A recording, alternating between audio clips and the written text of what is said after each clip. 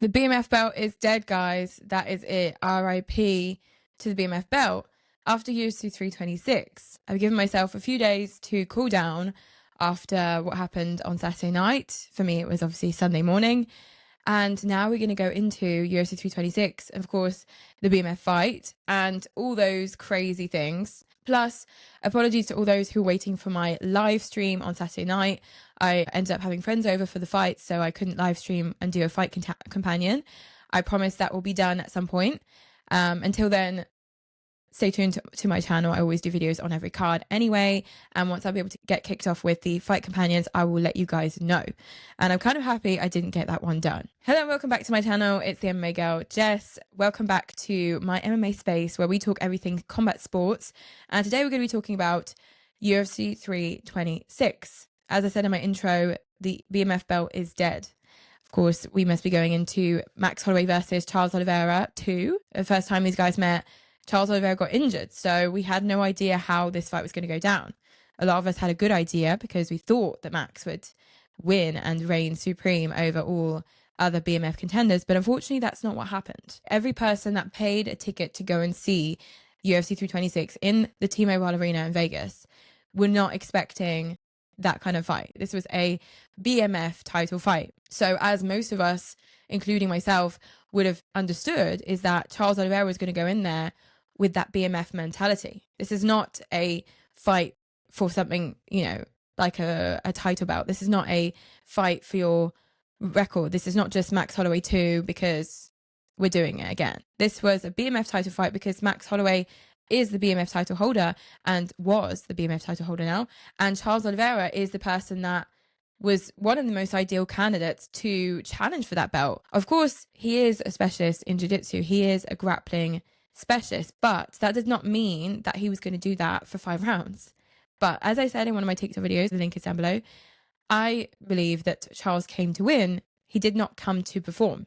He did not come with that BMF mentality, and he did not come to the T-Mobile Arena on Saturday night in Vegas, Nevada, saying to himself, I need to put on a show for these fans because this is what they're expecting, which is a shame because that is exactly what he should have said to himself. That is my opinion. Of course, Charles Oliveira and his team planned their game plan out. That was his game plan. Take him down, submit him. They weren't able to submit him. I personally think that he should have stopped trying around about the 2nd or 3rd round. That should not have happened throughout those 5 rounds. But I think that Charles said to himself, my best chances of winning this fight, if I don't want to end up like Justin Gaethje on the canvas, or if I don't want to end up getting KO'd again as Ilya did me, I need to go onto the ground. I need to go onto the ground, which makes it even more impressive seeing what Ilya Topuria was able to do against Charles Oliveira. Because when you look back at all those moments where Charles did shoot for takedowns, where Charles did take down Ilya Topuria, but Ilya Topuria was able to get out of that so quickly and so efficiently and so well, beautifully, I may add, that you cannot compare Ilya Topuria to anyone else in the UFC's lightweight division and featherweight division combined, because he has done what no other fighter has been able to do, apart from Islam Makhachev, which is why the argument for Islam Makhachev versus Ilya Topuria tightens up and heightens up even more now that we've seen the BMF title fight. The BMF title fight that was composed with 2 fighters who have already both been knocked out by the current lightweight champion, Ilya Topuria. So, of course, a lot of people were calling for an illegitimacy when it came to the title belt, because the BMF belt belongs to, and now does belong also to, someone who was knocked out by the current champion. The BMF category, if you look at the contenders we've had in the past, Jorge Masvidal, Nate Diaz, Justin Gaethje, Dustin Poirier, these are people that, and Max Holloway, of course, these are people that stand and bang. These are people that, even if they go onto the ground, it's exciting because it's all action. It moves. The fight does not stay stagnant, static. The fight goes places where you would never imagine it to go. The fight bloodies both fighters up. Both fighters leave the octagon in pieces. But that is the whole point of the BMF belt. That is the whole point of the BMF title holder. If you were to put a grappler like Charles Oliveira in that title fight, and I think the UFC weren't expecting this, then of course we're going to get something that's not what the BMF title really means. I think no one could have expected that to happen on Saturday night. Kudos to Charles Oliveira for his domination on the ground. He has proved himself to be what he is and what we always knew him to be, which is a great grappler. Kudos to Max Holloway for not getting submitted, because that is not easy at all. We saw Gamrot. He got submitted in the second round. Kudos to Arman Tsarukyan and Islam Makhachev and Ilia Topuria for all three of them winning against Charles Oliveira despite his skills on the ground. And it just goes to show there are levels to this. There are huge levels to this. And the BMF title picture is not what determines the highest level in combat sports, or at least at the UFC, because there are better fighters that are not in BMF title contention, and that we can all agree upon. That being said, is there really an argument to continue with the BMF title? We don't know as fans what the UFC intended to do with the BMF belt. Did they intend to use it until it was no longer necessary? Did they intend to make BMF belts for every category at some point? That is the question. But of course, now that it's in the hands of someone who would put on a performance like that to keep his belt, is it even worth putting the BMF belt back on the line? Are we going to retire the BMF belt in the hands of Charles Dubonx Oliveira? Unfortunately, he's not really a fighter in the spirit of BMF. He deserves to lose that belt because he has not fought in the way a BMF would have fought. Is that what the fans and everyone in the world that was watching that fight would have thought that would be? No. Is that what the fans wanted? No. Is that what Dana White, the UFC, Hunter Campbell, Sean Shelby, McMaynard, is that what they expected? No. So, of course, we are all a little bit disappointed. Of course, a lot of people are now saying, now that we've seen that performance on Saturday night, no one's mad at the fact that Ilia Topuria slimed out Charles Oliveira last year. Of course we are, but he wanted to win that fight. He wanted to win the second edition of this fight. He wanted to win the second one, which gives obviously an argument for a third fight, but I don't think anyone, including Max Holloway, wants to see that. So congratulations to Charles, but I think that, Charles, you're taking this belt home and you've added Max Holloway to your palmarès as a win in your record, but you disappointed a lot of people. And I'm sure that Charles Oliveira, being a fan favourite, he is still somewhat conscious of what he has done, even though I think during the fight he never really thought about it, because after going through 3 rounds like that, wasn't he thinking to himself, I don't know if the fans are going to be enjoying this. I'm enjoying dominating, but he was probably annoyed he wasn't able to submit Max. So he was probably in his head saying, I need to submit this guy. That way I can call myself a BMF. But he was obviously going round after round after round without submitting him. When he got his hand raised, he was obviously crying. His dad put the belt around his waist. I didn't see that as a cute moment. I don't know if you guys were seeing that as a cute moment. I saw that as a moment of Dana White saying, yeah, go ahead, do it, because I don't want to do that. And if I were Dana White, I wouldn't have wanted to do that either. You know why? Because that was not what I paid you to do. Quite honestly. Is being an MMA fighter in general, is the point being entertaining, meaning your stock value goes up? Or is it the point of getting win after win after win, getting a title, probably not being very entertaining, but at least succeeding in your career? I don't know what really the distinction is here. And as fans, of course, we look for entertainment, but the fighters aren't especially looking to entertain us initially. And I know some fighters are. Justin Gaethje is someone I would always quote when talking about entertainment, because Justin Gaethje knows he's one of the ones who puts on the best shows when he's in the octagon, and he's proud of that. And he aims to do that every time. And I think he's, you know, apart from a few moments where he gets knocked out, he's balanced the whole risk factor and, of course, taking risks and not taking too many. I think that's been a huge balance for Justin Gaethje, but he's succeeded in finding that balance between taking risks and entertaining us. Unfortunately, Charles Oliveira didn't do what his job was to do. Max Holloway would have done his job, of course, as we know he's capable of doing, and he is a true BMF.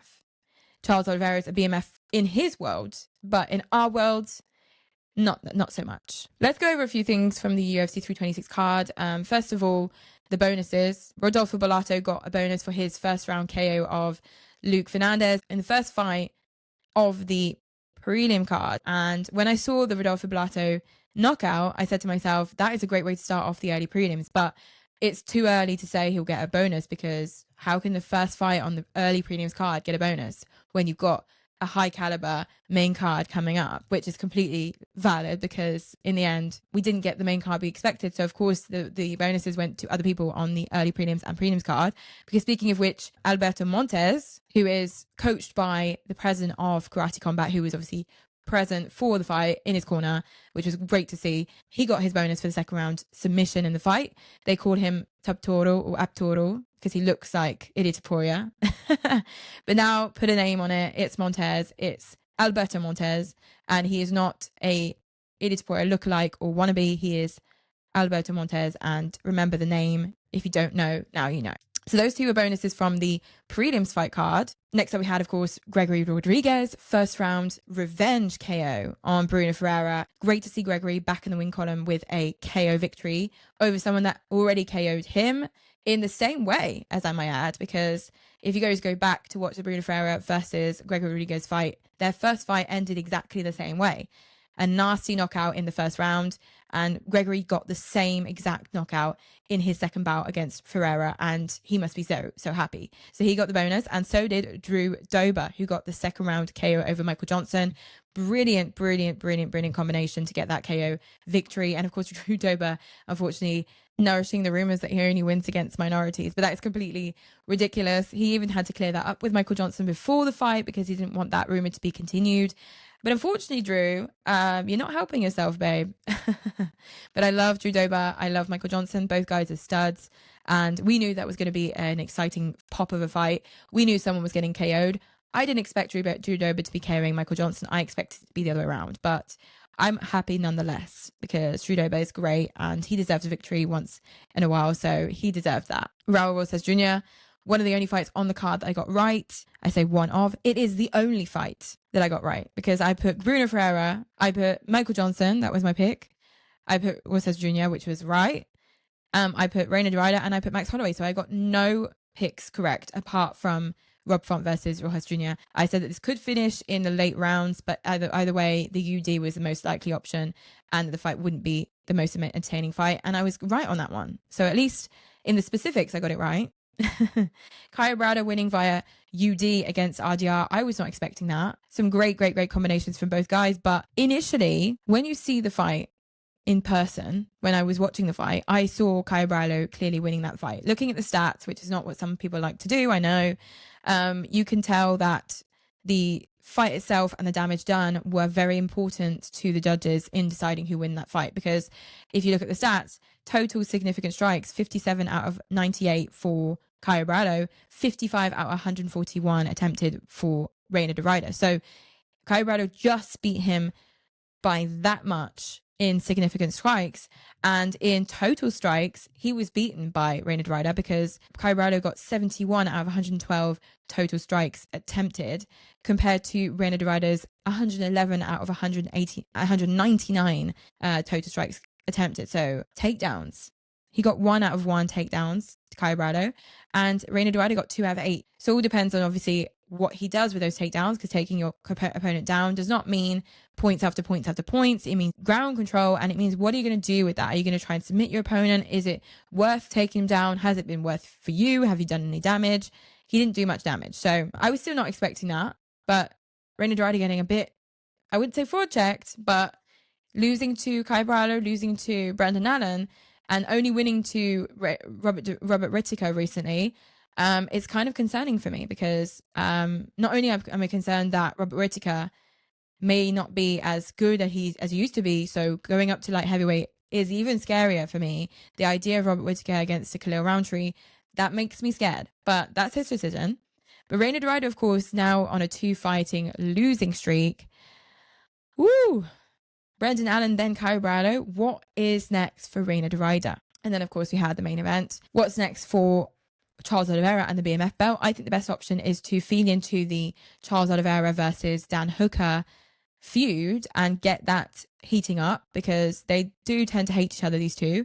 And I think that's the best thing to do, because I don't see any other person willing to fight Charles Oliveira for the BMF belt that doesn't have a purpose to the storyline and that doesn't need to fight Charles Oliveira. I don't really see anyone needing to fight Charles Oliveira right now for the BMF belt apart from Dan Hooker. And Dan Hooker, we've seen him against Arman Sarukian. He got submitted in the second round. So the fight between Charles Oliveira and Dan Hooker, whilst it's juicy, whilst it's interesting for the storyline, it would not be interesting on paper, because when you look at how Max Holloway dealt with Charles Oliveira, think about how Dan Hooker would. I personally would put Paddy Pimblett against Charles Oliveira, because there you have something more interesting. Paddy Pimblett just called Oliveira out because he likes grappling, of course. Paddy is a black belt in jiu-jitsu and he loves to grapple. And that's something he didn't use enough in his fight against Justin Gaethje that he regrets now. So I think Charles Oliveira versus Paddy Pimblett could look very interesting, considering that they're two fighters that are much bigger grapplers than other contenders have been for Charles Oliveira, and especially for Max Holloway. That is just not the same fighter, but Paddy Pimblett and Max Holloway are not the same guys. There is an argument that Max Holloway has not met enough grapplers of this caliber. You know, we thought Max Holloway had an enormous chance in this fight. A lot of us did. A lot of people were obviously behind Charles Oliveira, but a lot of people were behind Max Holloway, as was myself. But that is forgetting that Max Holloway has not met too many great grapplers at the caliber of Charles Oliveira. Put Max Holloway against an Arman Tsarukyan and we'll have a Dan Hooker versus Arman Tsarukyan too, I think, now that we've seen it. However, Max Holloway, he's got great takedown defense, but he wasn't able to dodge those takedowns. Once Charles knew that he wanted to take Max Holloway down, it was just a question of when. Max Holloway could delay it as much as he could, but he couldn't get that thing off. And that thing being Charles Oliveira on his hips. But send Max Holloway to Dagestan for 2 to 3 years and forget, for sure. Max Holloway, you've unlocked a new skill that you have to unlock, which is obviously good news for Max Holloway because he's still evolving at 34 years old. He still needs to get better at some things. Charles Oliveira needs to get more confident with his striking because he has good striking. He needs to get more confident with that. And if he were to face a Paddy Pimblett next time, then I'd like to see him stand and bang a little bit with Paddy Pimblett for the BMF belt.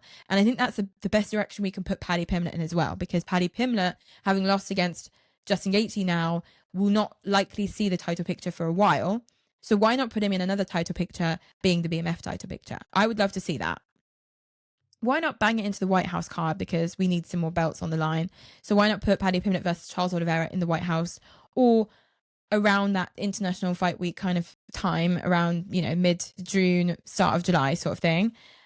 I just don't see the BMF belt going anywhere else if we don't put him against Paddy or Dan. That's, for me, the best option here. And if Charles Oliveira beats Paddy Pimblett, then put Paddy Pimblett against Dan Hooker. There you go. There's a bit of matchmaking for you. If you guys enjoy those ideas, let me know in the comments down below.